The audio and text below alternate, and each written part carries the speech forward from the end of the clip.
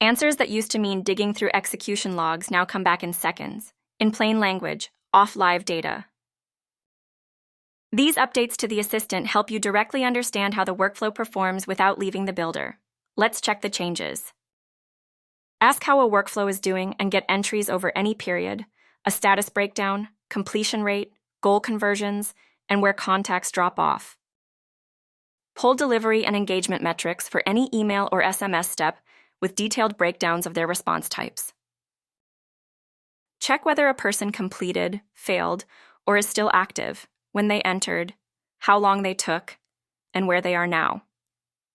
This helps you put names to the numbers by asking clarifying questions.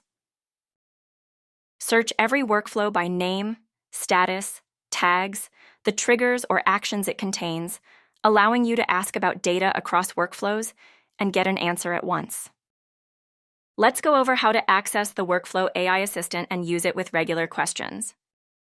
Locate the Workflow AI chat icon in the bottom left corner of the Workflow Builder.